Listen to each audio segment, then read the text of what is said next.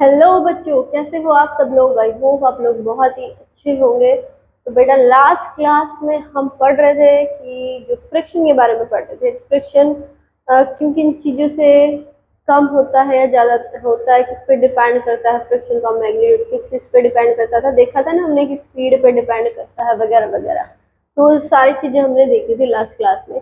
आज उसके बाद में देखो एक चीज़ और बात करी थी हमने फ्रिक्शन के बारे में कि देखो शेप पर डिपेंड करता है। अब शेप में क्या था कि अगर किसी भी ऑब्जेक्ट की शेप है स्ट्रीम लाइन है, किसी कोई बॉडी स्ट्रीम लाइन है, तो वो क्या होती है, उस पर फ्रिक्शन कम लगता है। क्यों? क्योंकि वो स्ट्रीम लाइन का मतलब कुछ इस टाइप की बॉडी आगे से थोड़ी नुकीली। तो आप लोगों ने देखा होगा बस बस सॉरी कह रही हूँ, तो बोट वगैरह होते हैं, शिप्स वगैरह, सारे आगे से इस टाइप की बॉडीज होती है ताकि फ्रिक्शन को कम कर सके। ओके, देखो स्ट्रीमलाइन का मतलब क्या होता है, smooth and pointed design that cut through the fluid easily. देखो क्या होता है कि स्मूथ और पॉइंटेड डिजाइन होता है, बिल्कुल, जो क्या करता है फ्लूइड को आगे से कट कर देता है। ये जो डिजाइन इस टाइप का जो डिजाइन होता है वो क्या कर देता है, फ्लूइड जो फ्रिक्शन लगाता है वो कट कर देता है। ओके तो देखो जैसे कि कार होती है, कार की जो शेप है वो कुछ स्ट्रीमलाइंड होती है। तो उसमें क्या होता है, कम drag, face less drag force. ठीक है, एयर से जब देखो कार चलती है तो एयर फ्रिक्शन लगाती है, तो उसकी शेप की वजह से उस पर कम ड्रैग फोर्स लगता है। दूसरी बात, बस की शेप कैसी होती है, बस की शेप स्ट्रीमलाइन नहीं होती है बेटा। तो क्या होता है कि बस को कार की बजाय ज्यादा फ्रिक्शन फोर्स फेस करना पड़ता है। ठीक है, उसके बाद देखो बेटा, अगर हम बात करें कुछ बर्ड्स वगैरह, बर्ड्स की शेप देखी आपने कभी? बर्ड की शेप खुद पॉइंटेड होती है ताकि वो, क्योंकि बेटा उनको तो हवा में बेचारों को उड़ना रहता है। अब अगर वो ही इतना ज्यादा फोर्स बनाएंगे, लगाएगी हवा उस पर, तो दिक्कत रहेगी। तो भगवान ने उनकी नेचर ने उसकी जो शेप है वो इस टाइप से डिजाइन करी है ताकि उन पर कम फोर्स लगे। दूसरी बात, बर्ड्स पानी में, देखो हवा में कौन चलते हैं, बर्ड्स वगैरह। पानी में कौन कौन चलते हैं, फिश वगैरह, फिश क्रोकोडाइल वगैरह। इनकी भी शेप देखिए ना, स्ट्रीमलाइन होती है ताकि इन पर भी कम फोर्स लग सके। ठीक है, तो बेटा एक बार देखो इस चीज। तो बेटा देखो, जो फ्रिक्शन है अपने पास एक नेसेसरी इविल है, मतलब जरूरी बुराई है। जरूरी बुराई का मतलब ऐसा क्या कर देता है फ्रिक्शन, जो जरूरी भी है और बुराई भी है, दोनों चीजें साथ साथ कैसे हो सकती है। तो जो देखो फ्रिक्शन है, कुछ काम ऐसे करता है जो हमारे लिए बहुत ही जरूरी होते हैं, हमारी हेल्प करता है, और कुछ काम ऐसे होते हैं जिसकी वजह से हमें बहुत नुकसान झेलना पड़ता है। तो दोनों चीजें हमारे लिए हार्मफुल भी है और हमारे लिए यूजफुल है, तो इसलिए हम फ्रिक्शन को क्या बोलते हैं, नेसेसरी इविल।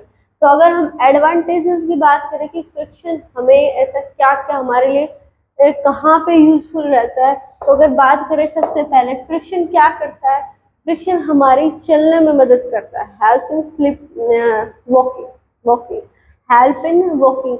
कैसे वॉकिंग हेल्प करता है, देखो बेटा, अगर आपने कभी भी देखा होगा, अगर फर्श पे पानी बिखरा हुआ तो आपको चलने में कितनी दिक्कत होती है।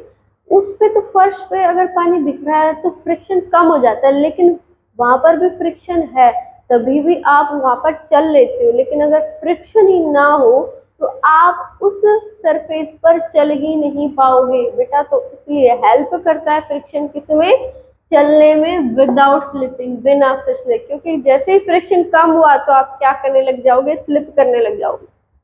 ठीक है, अगर फ्रिक्शन ना हो तो चल ही नहीं पाओगे, यू आप मतलब चल ही नहीं पाओगे बिल्कुल भी। दूसरी बात, हेल्प इन राइटिंग। देखो बेटा क्या करते हैं, जब हम, जैसे मैंने बोर्ड पर कुछ लिखा है तो ये बोर्ड पे आपको दिखाई दे रखा है, दिखाई देता है, दिया ना। क्यों?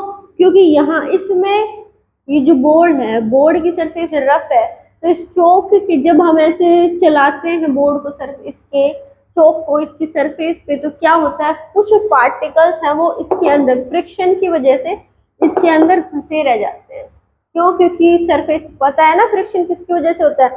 सरफेस की इरेगुलरिटीज की वजह से। तो इस सरफेस में इरेगुलरिटी है तो इसकी वजह से क्या होता है? उन इरेगुलरिटीज में चौक के पार्टिकल्स क्या है? चिपक जाते हैं, जो हमें हेल्प करते हैं किसमें? राइटिंग में। तो आप लोग सोचना, कभी भी देखना, एक शीशे पे आप नहीं लिख पाओगे या फिर लिख पाओगे तो बहुत ही कम। एक मिनट, ठीक है? या तो लिख नहीं पाओगे या फिर अगर लिख पाओगे तो बहुत बहुत ही माइन्यूट दिखाई देगा, बहुत कम दिखाई देगा। ठीक है, तो फ्रिक्शन हमें किस में हेल्प करता है? राइटिंग में हेल्प करता है। दूसरी बात, friction help in holding the object, हमें पकड़ने में, ग्रिप बनाने में, देखना, ग्रिप बनाने में हेल्प करता है, होल्ड करने में। क्यों? अगर फ्रिक्शन हमारे हैंड्स में और किसी, हमारे हैंड्स में और ऑब्जेक्ट पे अगर कोई भी फ्रिक्शन ना हो तो क्या हो जाएगा? हमें से फिसल जाएगा। तेल, तेल देखा है कभी? तेल लगा के किसी चीज को पकड़ने की कोशिश करते हो तो क्या होता है? स्लिप हो जाती है ना, ऐसे नहीं पकड़, ग्रिप नहीं बन पाती। वहां पर भी फ्रिक्शन तब भी होता है। अगर फ्रिक्शन बिल्कुल ही कम हो जाए, कम क्या, हट जाए, खत्म हो जाए, तो आप किसी चीज को पकड़ नहीं पाओगे बेटा। देखना कभी भी, देखा है कभी कबड्डी लगाते, तो कबड्डी खेलते हैं तो मिट्टी से हाथ ऐसे रब करके तब जाता है। क्यों? क्योंकि मिट्टी से फ्रिक्शन, वो जो चिकनावट कम हो जाती है हाथों की, तो हम ग्रिप बना सकते हैं अच्छे से।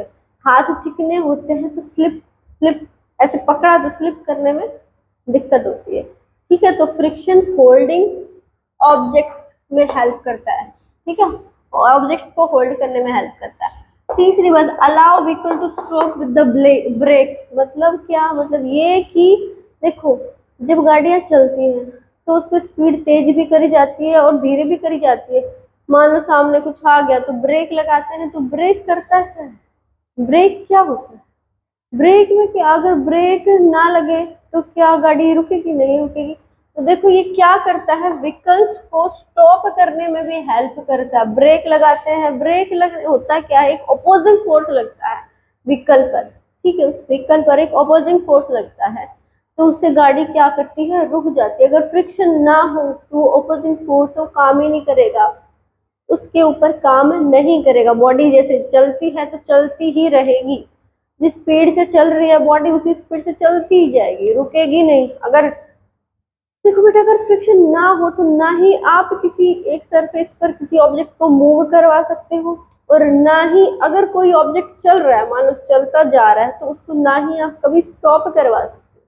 फ्रिक्शन नहीं हो तो ऐसा काम हम कभी हो ही नहीं पाएगा। फिफ्थ बात क्या कह रहा है? Help in light a match stick, ये जो जलाते हो ना माचिस, माचिस किसकी वजह से जलती है? फ्रिक्शन की वजह से। ये क्यों? क्योंकि जो उसमें जो पाउडर लगा रहता है, वो जो जो भी होता है, उनके उसका जो मैग्नेट, मुझे ध्यान नहीं आ रहा किसका पाउडर होता है, तो उससे अब जब रब होती है ना, तो रब करने से क्या हीट प्रोड्यूस होती है ना, तो हीटिंग से ही, फ्रिक्शन ना हो तो हीट नहीं होगी, हीट नहीं होगी तो वो उनके बीच में एनर्जी डेवलप नहीं होगी, जिसकी वजह से वो जलेगी ही नहीं माचिस। तो मतलब ये समझ लो कि फ्रिक्शन की वजह से ही वो माचिस क्या करती है? जलती है। ठीक है, तो ये तो थी बेटा अपने पास एडवांटेजेस फ्रिक्शन की। ऐसे ही अपने पास बहुत सारी फ्रिक्शन की डिसएडवांटेजेस है, जिनके बारे में हम नेक्स्ट वीडियो में जानेंगे। तो बेटा अच्छे से पढ़ो, लिखो, अच्छे से नोट्स बनाना सुंदर सुंदर, और पढ़ते रहो, मुस्कुराते रहो, बस और क्या है, खुश रहो।